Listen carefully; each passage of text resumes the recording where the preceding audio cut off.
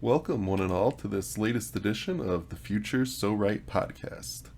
I'm your host, Pete Beal, and this is a Green Flame Press production. So we're back. We are back in business. I'd like to start out by thanking everyone who tuned in to our last episode about 2 weeks ago on traditional and self-publishing pros and cons.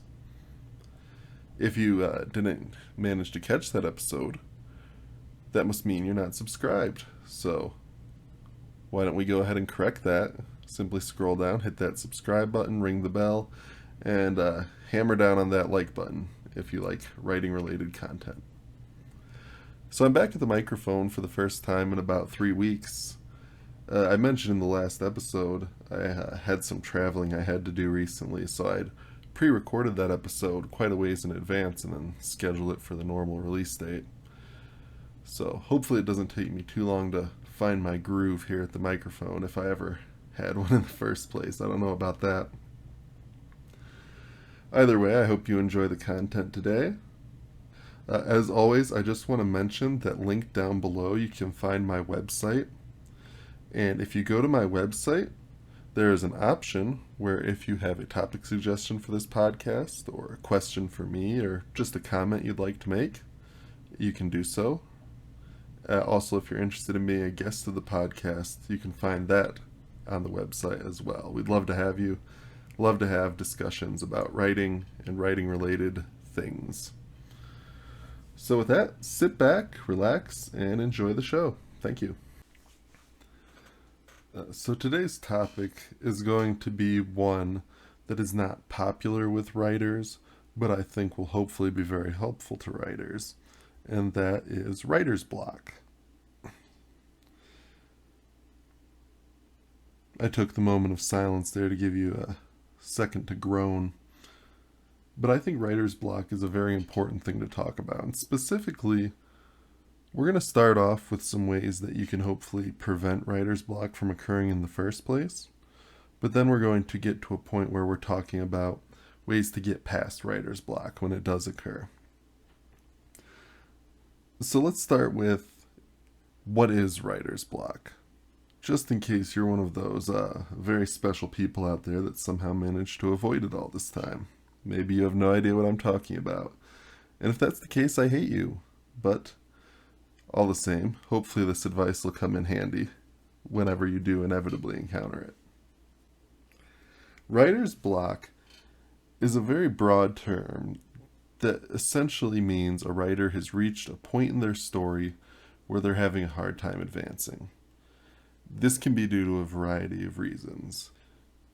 It could potentially be because you've written yourself into a bit of a corner in your story and you're not quite sure where you want to go from this point. It could be because you've lost confidence in your story. Maybe you're writing it and you feel, you know what, this isn't the story that I thought it was going to be, and that worries you, and you come to a stop because of that. It could be because of a certain plot point or a certain character that's just not going as expected. Or it could simply be because you're sitting there and you don't feel creative. All of these are possibilities. I would say the last probably encompasses all of them to an extent and is probably the most common. So let's get started with how do we prevent this from happening in the first place? Obviously, the best way to combat writer's block is to never get it. So I'm not going to go on at length about this because I've actually addressed it in my very first podcast. But one of the most effective tools for combating writer's block is to use an outline.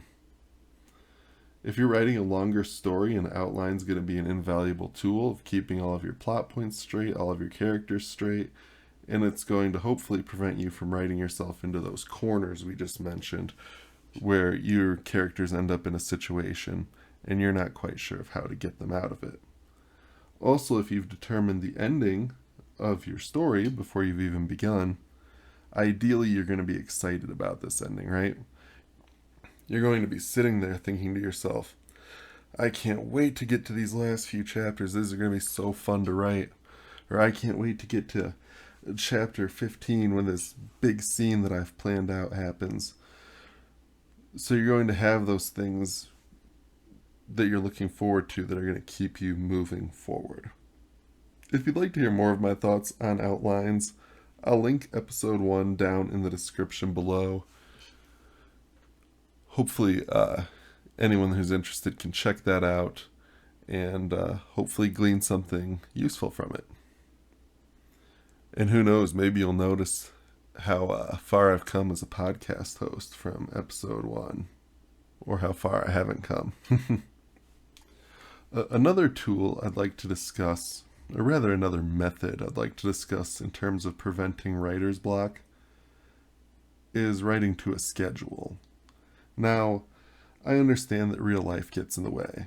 It does for me, it does for you, it does for everybody. But the more consistent you can be with your writing routine, the less likely you are to run into writer's block. So let's say you have a very consistent schedule of writing 5 nights a week for about 2 hours a night.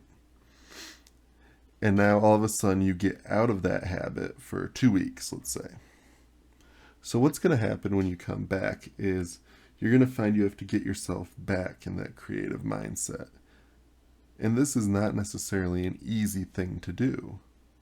It's similar when you have sort of a halting schedule where you don't really have any consistency. Maybe you write 2 nights one week and 4 nights the next week and only 1 night the week after, and there's no real consistency in the length of time or the time of day.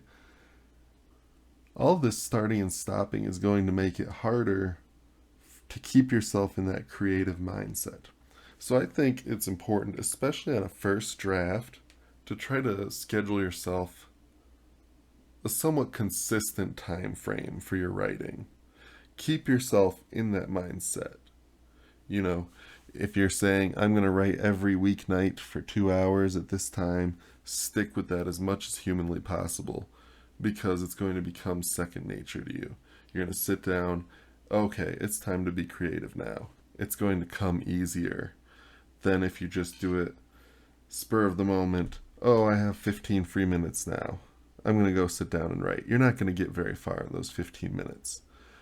A schedule and consistency is so critical to keeping yourself in that creative mindset. As a quick aside, if you would like a more detailed episode on scheduling your time as a writer, please feel free to drop a comment down below. I'd love to hear from you, and if we get demand for that, I will be happy to make it. So now that we know a little bit about how to prevent writer's block in the first place, we should understand that there's no way to completely prevent it every single time. It's going to happen if you do this long enough. So what are some methods for getting past it? Let's dive into that next. So the first thing that really needs to be said about combating writer's block is that there's no one-size-fits-all solution. And if you ask every writer this question, everyone's going to give you a different answer, depending on what works best for them. But I'm just going to talk about a few of the more popular methods and give my own thoughts about them and talk a little bit about what works best for me. So it's funny, whenever I do these, I always like to look up and see what the popular consensus is. So I found an article by Penguin Random House, and basically the first solution is take a break, and the second solution is don't take a break, which I think is kind of funny, a little bit contradictory, isn't it? The first one specifies, and I do think there's some value to this, when you take a break, don't just take a break, don't just go sit on your couch and zonk out and watch Netflix for 6 hours, but maybe get yourself out into nature. And I agree with this. I think that getting out into nature is one of the best ways to work out our creative muscles. Give them a little bit of a break and also give them a little bit of inspiration. I think this can actually be a fantastic method in terms of getting past writer's block. So for example, behind my house there's a green belt, a little walking trail that runs by a river. So sometimes if I'm having issues, I will take a little walk down that path for a ways. I think the trick here is to not get too carried away with this, especially if you're right in the middle of a project. You don't want to take too long away, because then you're going to run into the issues we talked about a little while earlier when we were talking about writing to a schedule, right? If you get away for too long, you're going to have to reignite that creative flame when you get back. So taking a break can definitely be a valuable thing to do, and it can definitely be a solution that works for some people. My advice with this would just be, remember, limit it. And when you're taking this break, do things that inspire you, that make you think about the story, whether that be taking a walk in nature. Is there a hobby that you like doing that helps you focus on your creativity? For example, some people might like woodworking. Go do that if that helps you gain inspiration. Myself, sometimes I'll go out into my garage and hit a punching bag. Sometimes I find that helps clear my thoughts, so I might do that. You're going to find the things that work best for you when you take these breaks. The best thing that you can do, however, is if you take a break and you go do something and it doesn't work out for you, if it doesn't help you re-spark your creativity, remember that and don't take that path again. So the other solution that I alluded to a few minutes ago would be to write yourself out of your writer's block. Now, some people, they'll sit down and they'll just force themselves to keep going through the same project, and I don't necessarily think this is the best thing to do. If you're sitting here and this is a frustrating experience for you, I think that's going to come off in the final product. But what you can do is, I know for myself, and I think for most writers, I usually have multiple projects in my mind at once, right? So why not go and work on another project, even just for a little bit? I don't recommend having 2 full manuscripts going on at once, but maybe you have an outline for your next project and you want to go work on that for a day or 2.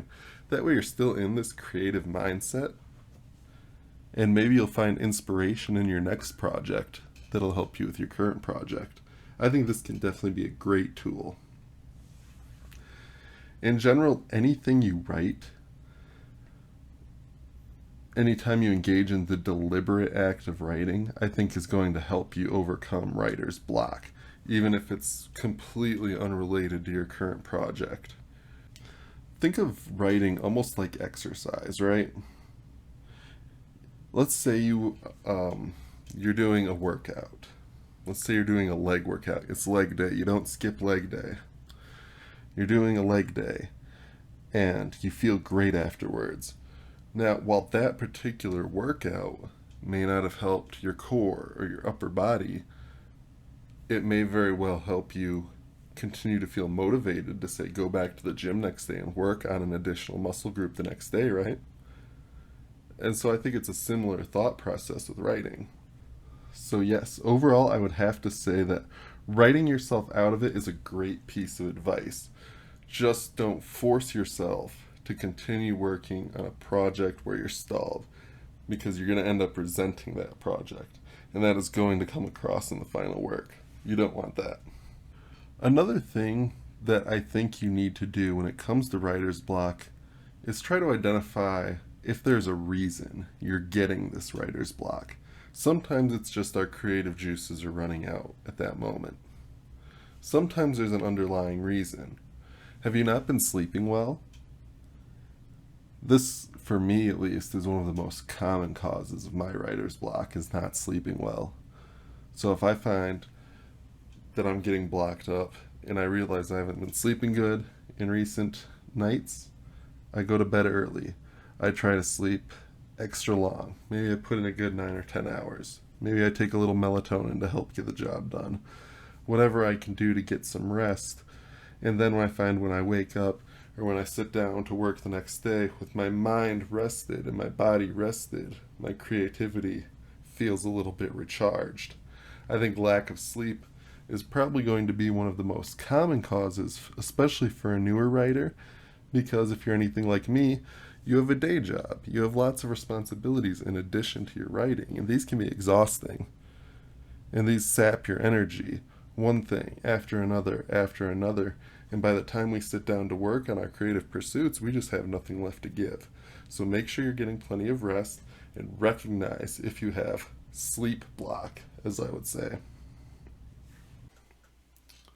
Another tool I'd like to talk about a little bit in terms of overcoming writer's block are writing prompts. Now, if you haven't heard of writing prompts before, basically what you're doing is you're creating a story out of a small prompt, hence the name writing prompts. So what can these prompts be? Well, they can be anything, but they don't need to be related to your story, although they can be if you find this helpful. So if you Google writing prompts, you're going to get thousands of results, and a lot of these are great. Let me take a look. Here's a good one, a good example. Write about a group of truckers who all frequent the same truck stops and form a book club for when they see each other again. So you could write, say, a small short story about this group of truckers. Pick a small item from your desk drawer and write about a character who carries it around like a talisman. So these are interesting, they're simple, and they're something that everyone should be able to form a short story about. It doesn't need to be long, 1,000 words, 2,000 words. The story itself doesn't matter. This story is never going to see the light of day. What matters is tapping into your creative wells, so to speak. Now, how could you tie this into your story? Again, you don't necessarily have to. But if you really want to, maybe the main character from your book is inserted into this prompt in some way. Better yet, maybe a character from your book is inserted into a situation you encountered in your real life. You know, one of my first jobs, my first real jobs, I worked in a grocery store for a few years in my late teens and early 20s. And sometimes what I'll do is I'll take characters from my book and I'll put them into ridiculous real life situations that you see when you work with the general public every day. So I've got so many stories from my time there. But, so for example, it was 4th of July weekend. There was a huge sale on these watermelons. The watermelons were selling out. There was one watermelon left. Two gentlemen wanted the watermelons. The single watermelon, excuse me. And these two grown adults, both of whom had to be well into their 40s, got into a physical brawl over the last watermelon. That is a true story. Just so you know, that is real. That is a real thing that happened. This is the world we live in. Makes me wonder why I write fiction when that's the kind of thing that happens in real life, but hey. So maybe I throw one of my characters into the grocery store when this happens, just to see, you know, how would they react to that. I know how I reacted to it. I can't really use the language that was going through my head when I saw this, but I suppose I could, but I try to keep this family friendly as much as I can.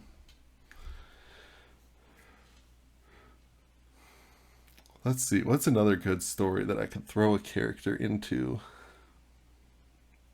I have plenty, but I like to try to, as I said, keep this to be a family-friendly bit of programming. So that automatically rules out pretty much all of the ones that involve public restrooms. I don't get how people do what they do in public restrooms. Do they do this in their own house? This is what I want to know. Like, what do these people's bathrooms look like? Getting a little sidetracked there, but I just don't understand. How does that end up in the places it ends up? Okay, I'm done. Oh, I have another one. I have another story that would be interesting to throw one of my characters into. A coworker and I were working one day, and this gentleman comes into the store. He doesn't say a word to us, but he's walking all throughout the store. We can hear him. He's walking from one aisle to the next. So he walks into one aisle and he just screams at the top of his lungs an obscenity. Usually the F word. He threw a few S words in there as well. But he was going from aisle to aisle just screaming at the top of his lungs obscenities. So he comes to the spot where we're working, and he stares at us for a moment, and he continues on his way. He doesn't say anything to us, and we weren't about to say anything to him. I mean, our reaction was pretty much what you'd expect from two 20-year-old guys. We thought it was pretty funny. But we were curious, like, what is this guy so angry about? So what you could do, you could throw one of your characters into this situation where one of your characters encounters this man who is angry for unknown reasons, but maybe your character actually approaches him and asks him why he's so angry, and you find some sort of ridiculous reason for why the man's so angry in the supermarket, and they end up going on some sort of quest. To this day, I wonder what that guy's problem was. I'm pretty sure he stormed out of the store without buying anything, but... One for the mystery books. You know, the beautiful thing about the real world is that it tends to be so much more fantastical if you take the time to look than anything we could ever make up. You ever sit down and read a news article or watch the news and just think, man, no one could ever think that crap up if they tried. That could only happen in real life. So use that to your advantage. Use the real world to inspire your fictional one. Another thing you could use if you don't want to use real life, maybe use a few of your favorite books. So say you're a huge Harry Potter fan. Okay. Maybe insert a character from the Harry Potter universe into your work and see how they respond to it. Maybe throw a few of your characters into the Harry Potter universe, see how they respond to it. Sometimes, I think a lot of the time really, writer's block is just a matter of finding the right perspective on your story. And as an author, sometimes we can lose that. We're so close to the project. And throwing these new characters, even temporarily, into the mix can help us gain that character's perspective and look at the story from a whole new angle. So these are just a few of the things that work for me in terms of avoiding and overcoming writer's block, but I'd love to hear what works for you. And if you have any thoughts that you'd like to share on the next episode, please send them in. Once again, I'll have my website linked down below. Send your thoughts in. I can read them aloud and credit them to you, or if you'd rather not, just check the box that you don't want me to read your name, and it'll be our little secret. So this seems like a good place to end today's episode. I hope that you found it somewhat illuminating on the issues of writer's block. Let's plan on another episode in about 2 weeks. I think I'm going to do another poll on my Instagram page to determine our next topic. So make sure you're following me so you won't miss that. That's also, guess what, linked down below. So I hope you'll tune in next time, and I hope you enjoyed the content today. Until we talk again, please stay safe, stay healthy, stay creative, and always keep writing. Thank you.